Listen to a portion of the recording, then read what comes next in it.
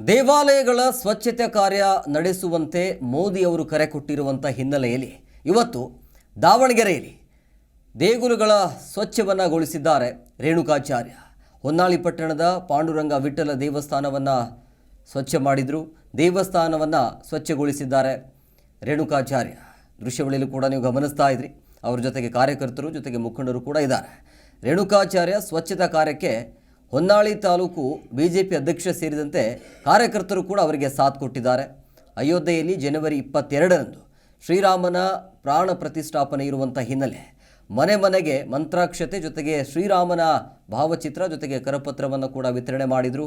ಮಂತ್ರಾಕ್ಷತೆ ನೀಡಿ ಪೂಜೆ ಸಲ್ಲಿಸುವಂತೆ ಜನರಲ್ಲಿ ಬಿಜೆಪಿಯ ಕಾರ್ಯಕರ್ತರು ಮನವಿಯನ್ನು ಮಾಡಿದರು. ಸೊ ದೇವಾಲಯಗಳ ಸ್ವಚ್ಛತಾ ಕಾರ್ಯ ನಡೆಸುವಂತೆ ಮೋದಿ ಅವರು ಕರೆಯನ್ನು ಕೊಟ್ಟಿದ್ದಾರೆ. ಹಾಗಾಗಿ ಇವತ್ತು ದಾವಣಗೆರೆಯಲ್ಲಿ ದೇವಾಲಯನ ಸ್ವಚ್ಛಗೊಳಿಸುವಂಥ ಕಾರ್ಯವನ್ನು ಮಾಡ್ತಿದ್ದಾರೆ. ರೇಣುಕಾಚಾರ್ಯ ಜೊತೆಗೆ ಬಿಜೆಪಿ ನಾಯಕರು ಕೂಡ ಮಾಡ್ತಿದ್ದಾರೆ. ಹೊನ್ನಾಳಿ ಪಟ್ಟಣದ ಪಾಂಡುರಂಗ ವಿಠ್ಠಲ ದೇವಸ್ಥಾನವನ್ನು ಸ್ವಚ್ಛ ಮಾಡಿದ್ದಾರೆ.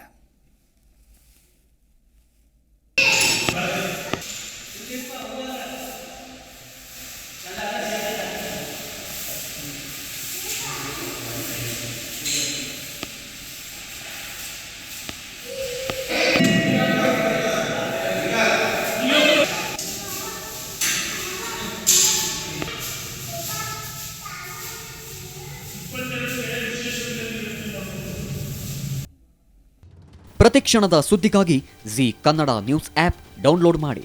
Live TV, latest updates, entertainment, lifestyle, technology ಸುದ್ದಿ ನಿಮ್ಮ ಅಂಗೈಯಲ್ಲಿ.